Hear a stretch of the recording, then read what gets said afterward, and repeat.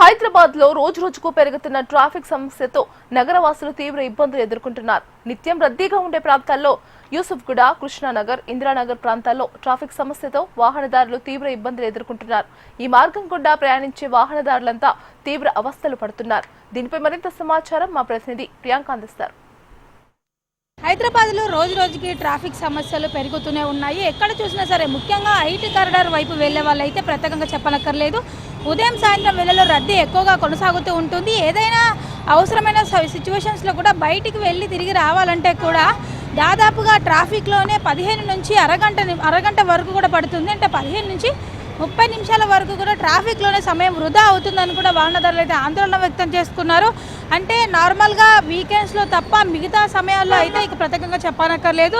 నిత్యం ట్రాఫిక్ సమస్యలు కొనసాగుతూనే ఉంటాయి. మరోవైపు చూసుకున్నట్లయితే కూడా ఐటీ కారిడార్ వైపు వెళ్ళే ప్రధాన రహదారులు ఏవైతే ఉంటాయో యూసఫ్గూడ, బేగంపేట్, అలాగే అమీర్పేట్ తదితర ప్రాంతాల్లో కూడా ఇదే సిచ్యువేషన్ అయితే మనకు కొనసాగుతుంది. మనం చూసుకోవచ్చు విజువల్స్లో ఇదే రూట్లో ఆర్టీసీ బస్సులు వెళ్ళడము, అలాగే 4 వీలర్స్, 2 వీలర్స్ కూడా వెళుతూ ఉంటాయి.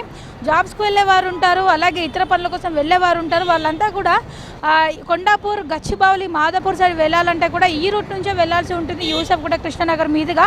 దీంతో ఈ దారంతా కూడా రద్దీగా మారుతుంది. ఇక ఉదయం వేళల్లో అయితే రద్దీ ఇంకా ఎక్కువగా కొనసాగుతుంది. దాదాపుగా కృష్ణానగర్, యూసఫ్గూడ దాటి రోడ్ నెంబర్ 5 ఇందిరానగర్ నుంచి కూడా వెళ్ళాలంటే కూడా దాదాపుగా ఇక్కడే 15 నుంచి 20 నిమిషాల వరకు సమయం అయితే పడుతుంది రోజు చూసుకున్నట్లయితే కూడా.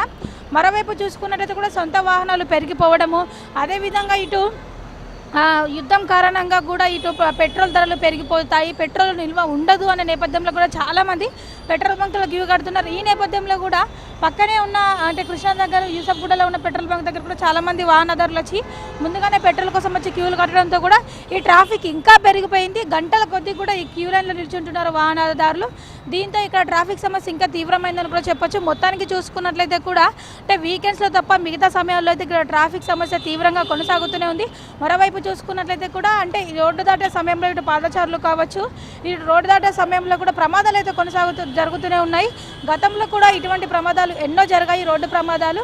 అంటే మరోవైపు చూసుకున్నట్లయితే కూడా అంటే ఇది చౌరస్తా లాగా ఉంటుంది కృష్ణానగర్ దాటిన తర్వాత ఇందిరానగర్కి ముందు కూడా.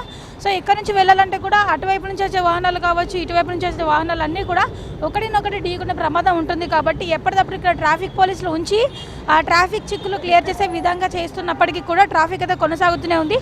ఈ నేపథ్యంలో ఇప్పటికైనా సరే సంబంధిత అధికారులు స్పందించి ఇక్కడ కూడా ఒక ట్రాఫిక్ సిగ్నల్ని ఏర్పాటు చేసినట్లయితే కూడా ఇక్కడ ట్రాఫిక్ చిక్కులు తగ్గే అవకాశం ఉందని కూడా వాహనదారులతో కోరుతున్నారు. ఇప్పుడు దాన్ని స్టార్కేతో ప్రియాంక.